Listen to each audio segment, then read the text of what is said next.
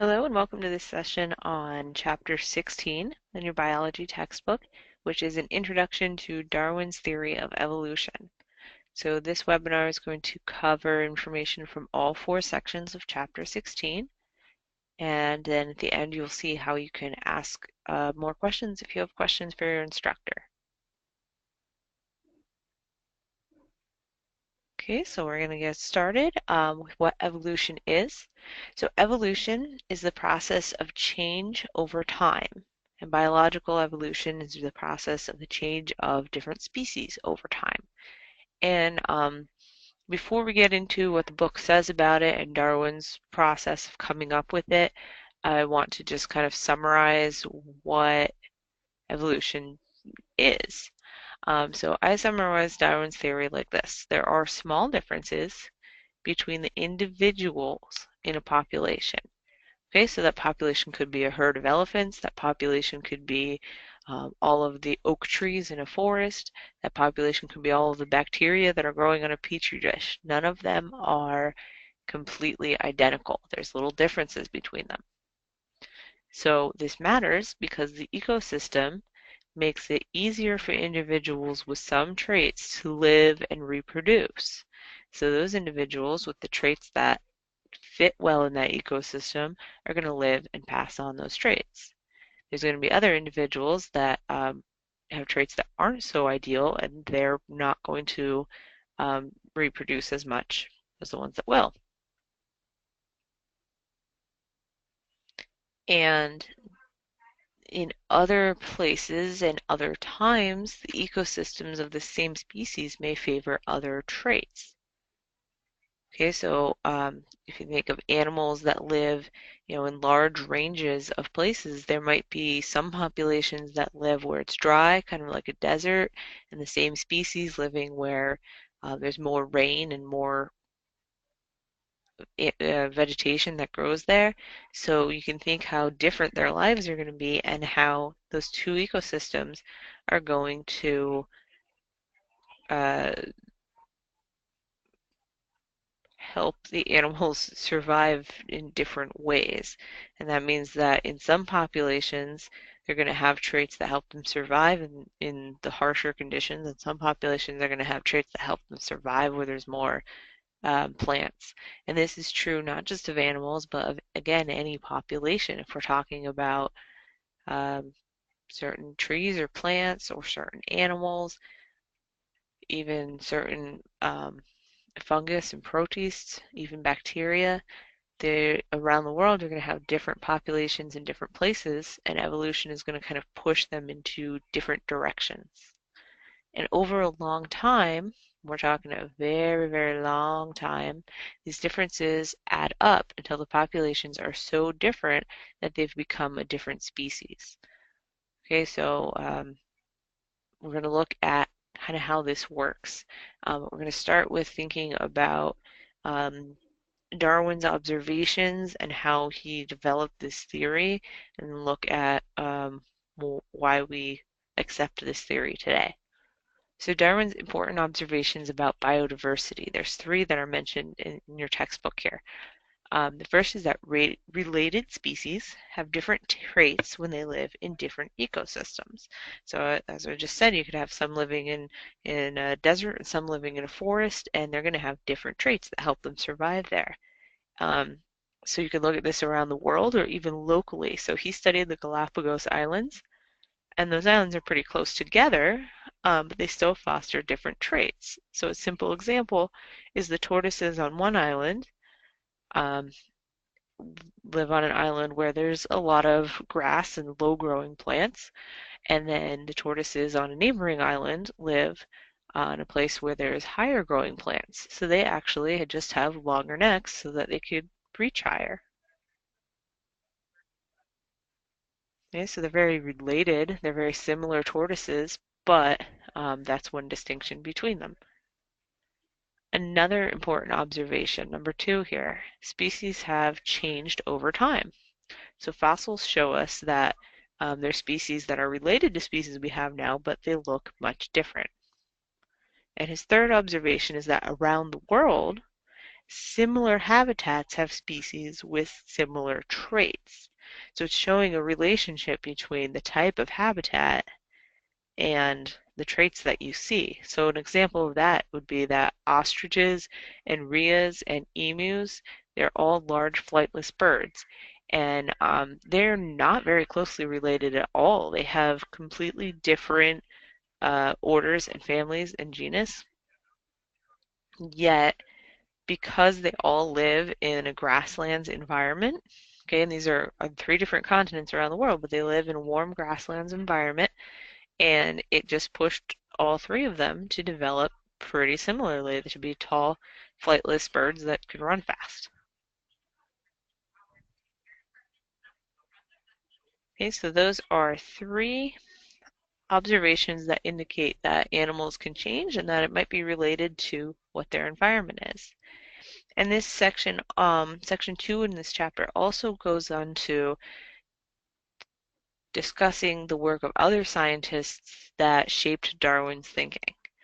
So the first one was Hutton, who indicated that the Earth was very, very old. So people at the time assumed that Earth was pretty young, and that there wouldn't be enough time for the slow, gradual buildup of changes, but they indicated that it was. So Hutton said Earth was very old, and similarly, Lyell was a scientist who studied geology, and he showed that there could be changes on a geologic scale that happen over millions of years. So if the rocks can take millions of years to change, so Darwin kind of applied that to living things, and so they could change a lot over millions of years as well. Lamarck was another biologist who studied organisms, and what you can take from him is that an organism's environment makes certain traits favorable. Now, pretty much everything else that Lamarck said was wrong. He had ideas about how they got these traits, and they just aren't correct. We know that they're wrong today.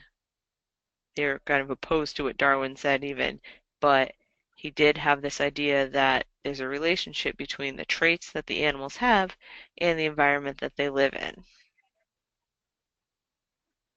And the fourth one was Malthus, who actually studied the populations of people and noticed that when there's overcrowding, there's problems. So when the population is too high, not everyone survives. A lot of the offspring die. And Darwin also applied this to living things and said, well, if you notice many, many animals and plants and other organisms will have a ridiculously huge number of offspring, but very few of them actually grow up. Most of them die when they're young. So that's something to consider too, that not all of them survive. So what makes some survive more than others? Okay, so these are 4 different scientists that came before Darwin that kind of shaped his thinking. And another thing that was important was observing artificial selection. So for thousands of years, humans have been breeding plants and animals to have desirable traits. So the biggest use of this is agriculture. So the plants that we grow, that we eat, they all started out as wild plants, and most of them had very small, barely edible parts. And over thousands of years, we've taken them and grown them into different kinds of fruits and vegetables that have really large edible parts that are delicious. So that happened due to the people selectively breeding. They said, well, these plants are kind of good to eat, so we're going to take the seeds from the ones that are the best out of this batch and plant those. The ones that don't taste very good or that have really tiny little vegetables, we're not going to plant those. We're just going to let those go. We're going to keep the seeds from the good ones, and those are the ones that we're going to plant. And then the next generation of plants were more like that. And then out of that generation, they do the same thing. Well, which ones are, the most delicious or the biggest ones or could grow the best in their soil, something like any of those combinations of things. And they'd keep those seeds, and those were the ones that they would breed. Um, You can also see that very clearly with animals. So humans have selected different traits for different purposes. So the very first dogs that humans ever domesticated were basically like wolves. They were very similar to wolves. And we've taken an animal that was very close to a wolf and slowly over thousands of years changed it into lots of different breeds. So we have everything from a Chihuahua to a Dalmatian to everything in between. So natural selection is actually a similar process. So in natural selection, instead of humans making those changes, it's just happening naturally. Okay, so fitness describes how well an organism can survive and reproduce in its environment. And this does not necessarily mean the fastest or strongest organisms, it just means the ones that are best suited to the place that they live. So an example would be giraffes. Eating the leaves off of trees. So maybe in a good year, there's enough leaves everywhere for giraffes with tall necks, giraffes with short necks, everybody get leaves. But maybe in a year where it's a little drier, there's a little bit less food, there's more competition. So a giraffe with a tall neck can reach all the leaves, giraffe with a short neck is going to starve to death. Um, so when that happens, then in the coming years, the giraffes with the taller necks were the ones who survived, and they were able to reproduce and pass on those tall neck genes, whereas the ones that were shorter, they didn't live to pass on those genes. So the average length of their neck over the next generations are going to get longer.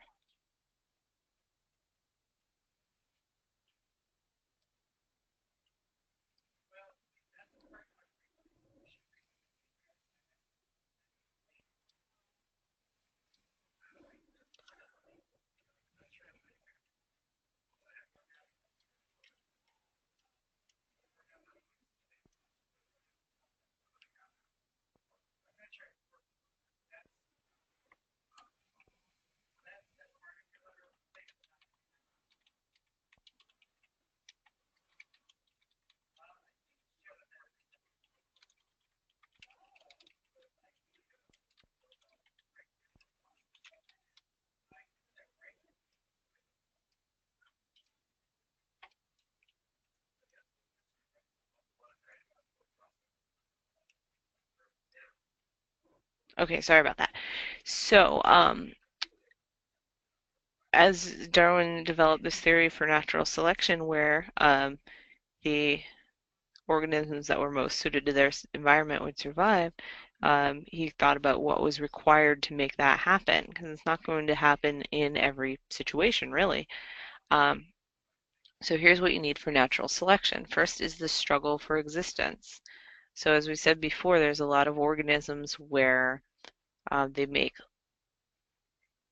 lots of offspring and they don't all survive. Most of them don't survive. And there's often situations where there's just competition in some way for food. And there's often animals and organisms that are preyed on by others. So basically, any of these things here can cause the struggle for existence. It just means that not all of the individuals will survive. So that leads us to the next requirement. Well, why do some survive and not others? What makes that happen? It's the variation in a population. So again, no individuals are identical. They all have different traits. And some traits are going to be helpful for living in a certain situation, and some aren't. And the ones that are helpful are called adaptations. So an adaptation is a trait that is helpful for living in a certain environment. Okay, and we can just kind of put together those two ideas to get to our third requirement, which is that you have survival of the fittest. So the individuals with the adaptations best suited to surviving are the ones more likely to survive and pass on those traits to their offspring. The ones that are not as well suited to surviving are not very likely to survive and pass on those traits to their offspring.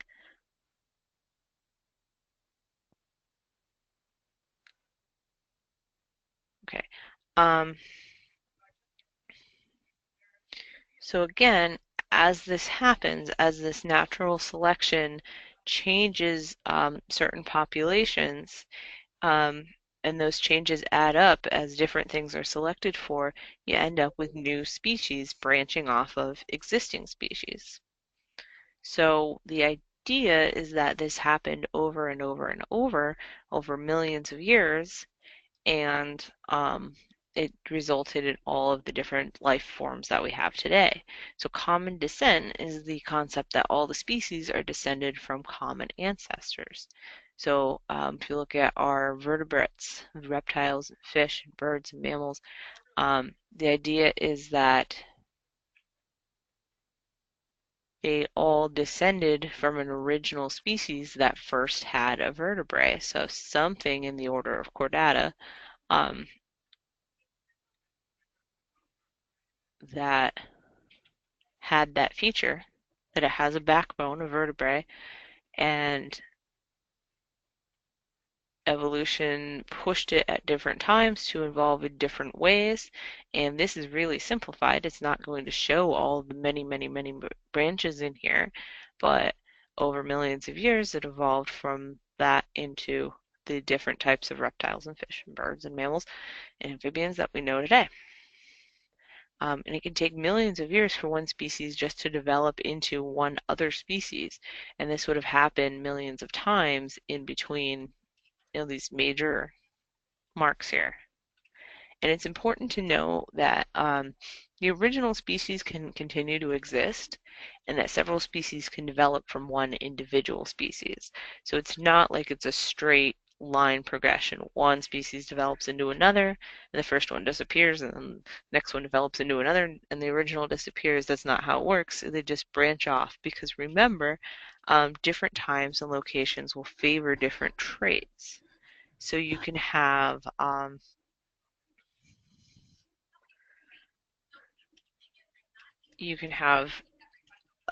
small population of a species that gets isolated and gets a lot of traits building up and changes building up, and it becomes a new species, but other populations, other places in the world still exist. They still stayed the same. And then at another time, another one of those might branch off into another type of species. So I say this because I've heard people try to argue against evolution with the argument that, well, if everything came from fish then that walked on land, then why are there still fish? And it's because of this, because you've got different branches at different times. So it doesn't mean that things that the fish evolved into are better, and so they're going to live, and the fish are just going to get wiped out. It just means that for a certain ecosystem, those other organisms fit better. And so evolution is going to develop there. But the original animal that they came from, it could still exist and thrive in a different location. But anyway, remember this term, common descent, that species are descended from a common ancestor. So in 16.4, we see a lot of different evidence for evolution. And some of it comes from biogeography, so we're going to look at that, the study of where organisms live and where their ancestors lived in the past. And there's two ideas here that really support the idea that the habitats affect the organisms that live there. It shapes the way the species grow. And the first is that species that might be very closely related can have different traits because of their habitats. So we just talked earlier about the tortoises, very closely related, but one has a longer neck than the other, and it's because of the place where they grow and where the food is available. And we'll look at another example on the next slide. And then this one is kind of in reverse. Species can be very distantly related, but have very similar traits as if they live in similar ecosystems. So we already talked about the flightless birds, how ostriches and emus and rheas are not closely related at all, but because they all live in warm grasslands, they evolved similar traits separately. So here's some more examples of that.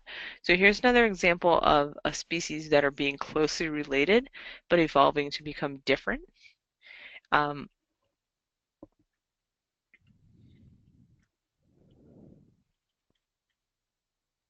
so when Darwin went around the world studying animals, he studied a lot on the Galapagos Islands, and he found that there were these finches that were very similar, but they had some differences. So each island kind of had a dominant species of finch, and they were finches that had come from South America, from the mainland at some point in time, and they were the same species, but as they got to the Galapagos and got spread out to different islands, they each island had a slightly different ecosystem. So it's the same species of finch, but they were separated into these different ecosystems. So what started happening was natural selection started pushing for their populations to change in different ways depending on which island they were on. And that's really easily observed in their beaks. Um, so for example, if they originally all had kind of small beaks, maybe like this guy, um, some islands that was okay, and so they retained beaks like that. Some islands, there was foods where different shapes would be better. So what would happen is, for example, if they were on an island where there was a lot of really large, tough seeds and nuts, the birds with the biggest beaks would do best at getting those open and get the most food and be able to reproduce the most. So in the original population, again, no individuals are exactly the same. So there'd be some with smallish beaks and some with bigger beaks. The ones with the bigger beaks would survive, reproduce more, and their offspring would have bigger beaks. So in the next generation, the average beak size would be bigger. But even within that generation, there's still variation. There's still some with smaller and bigger beaks. So in that second generation, the same thing. The ones with the larger beaks were able to get the most food, be stronger, reproduce more. Their offspring would have their genes for even bigger beaks, whereas the ones with the smaller beaks were more likely to die off and not have offspring. So the next generation had larger beaks. And so over many, many, many generations, this keeps happening where there's always variation. Each population, there's large and small beaks, but the ones with the bigger beaks are going to survive and do better on that particular island until you end up with a bird like this with a huge beak for cracking open tough nuts and seeds. Okay, so they started out as the same species, but because they were on different islands that had different ecosystems, they slowly shifted their populations to be different. And here's an examples of the other way. So um, organisms that are very different, very distantly related, but they adapted to similar environments. So you look at a dolphin and a shark, and they look pretty similar. They have a very similar body shape. But they're actually not closely related at all. Dolphins are mammals. Um, and they're warm-blooded. They have live young. They have actually milk that they make that their young can drink. So they're pretty complex organisms. They're mammals, more modern organisms, and sharks are actually really ancient type of fish. They don't even have bones. So they're fish that evolved before skeletons, really. So very different creatures, but because they live in the same environment, um, your environment kind of pushed them both to be similar shapes. And then another example of very different organisms that have similar adaptations would be monkeys that climb trees that have prehensile tails, and opossums climb trees and they also have prehensile tails. So they're very different, unrelated species, and but they both live in trees, and so they both ended up having this adaptation that they evolved separately.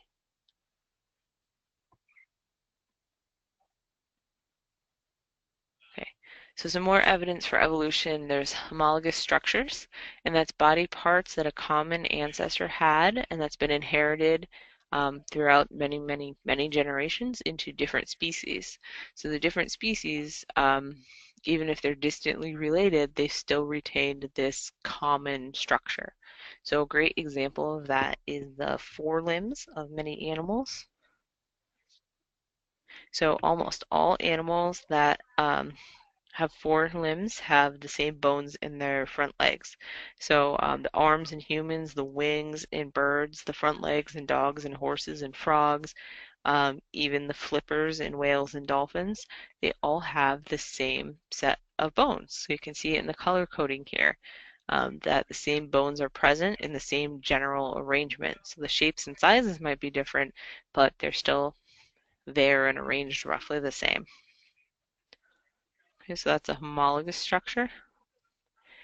And then you also have analogous structures, which are kind of the opposite. They're body parts that evolved independently to do the same function. So the feathered wings of birds, they're very different from the wings of bats and the wings of dragonflies. These three animals did not have a common ancestor that had wings. Okay, they all evolved wings at different times in history, and they evolved different types of wings, but they all allow them to fly. So they are not from a common ancestor. They all evolved separately, but they serve the same function. And those are called analogous structures. We also have vestigial structures, which is things that are kind of leftovers. They're parts that are inherited from an ancestor, but they don't have a function anymore.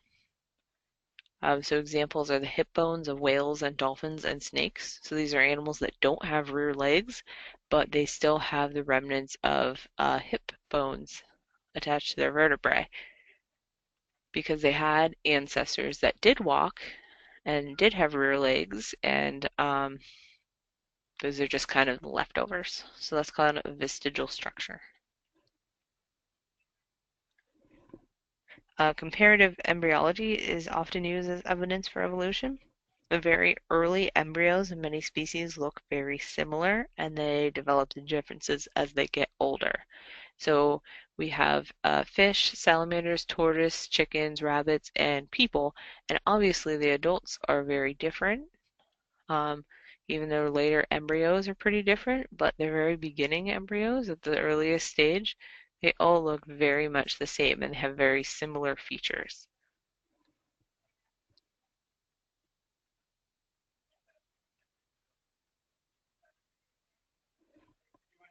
Okay. Um, The process of evolution, as proposed by Darwin, would require a very long time for the simplest common ancestors to have evolved all the way in today's complex organisms. And people used to, oh no, hold on.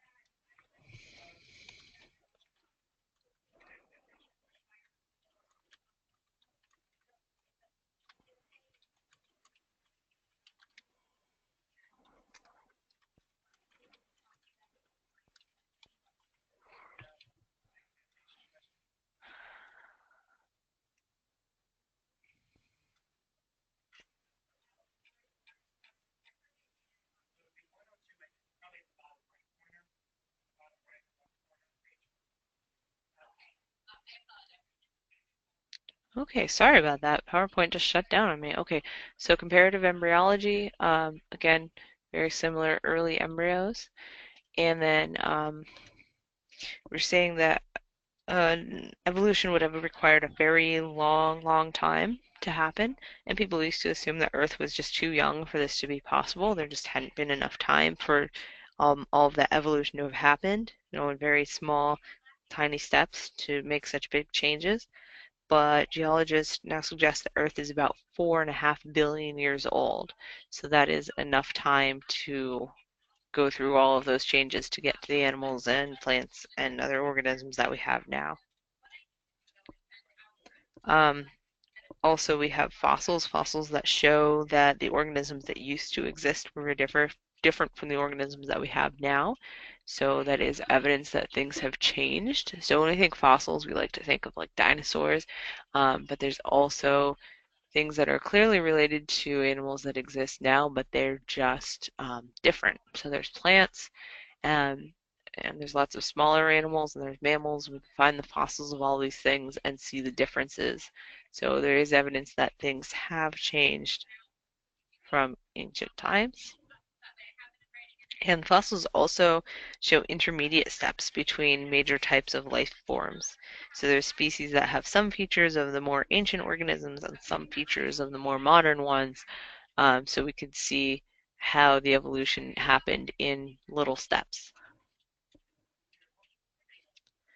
There's also molecular evidence for evolution. So I think this is pretty cool. All living things, from animals to plants, bacteria, fungus, they've all got DNA and RNA, and they all use the same genetic code. Okay, so you learned in lesson 2 about how DNA codes for proteins and about how DNA is replicated as the cell divides, and that is true in every living organism that exists. It's all exactly the same. And there's other homologous molecules. So homologous, again, just means um, it's something that's the same across lots of different organisms, indicating that they came from a common ancestor. So homologous molecules are ones that exist in all these living things. So along with DNA, there's a lot of other ones that have been found. So one important one is cytochrome C, which is a protein that is modeled to look something like this. It's part of cellular respiration, so it's one of the many proteins involved in that. And every living thing on Earth has this cytochrome C molecule. So that indicates that the earliest living things, a common ancestor to all the living things that exist now, would have had cytochrome C and would have had DNA, and they're things that functioned well, and so they have continued existing for millions of years. Um, and the last bit of evidence for evolution is that we can see it happen on a smaller scale. So we can't go and test the theory of evolution applying to the entire world's worth of organisms, but we can see natural selection happening. There is lots of studies showing it happening in bacteria and other species with really short generational times. So we can watch the changes happen. And you can see natural selection in a population of organisms over surprisingly short time frames sometimes. So there's an example in your book about the Grants studying finches on Galapagos Island, trying to test some of Darwin's ideas. And they studied all of the finches on the one island and showed that the average size of the finches' beaks increased in just a few decades, because there was occasional years where food was hard to find. So years where food was plentiful, it didn't matter, but in years where food was hard to find because it was a dry year, there were less things to eat, so there were different survival rates among the finches. So the ones with the smaller beaks were the most likely to die. The ones with the bigger beaks were more likely to survive and pass on their genes. And they measured these finches every year for decades and saw a trend where the average size of the beak increased. Okay, so that was natural selection in action. In years with not a lot of rain, there was not a lot of food, and so it was better to have a bigger beak, and the population size shifted towards bigger beaks. Okay, so that's it for this chapter. It's an introduction to evolution, and the next one's chapter 17, and that's also going to talk about some processes of evolution. So if you have any questions, you can definitely contact your instructor, and you can do that through email or over the phone.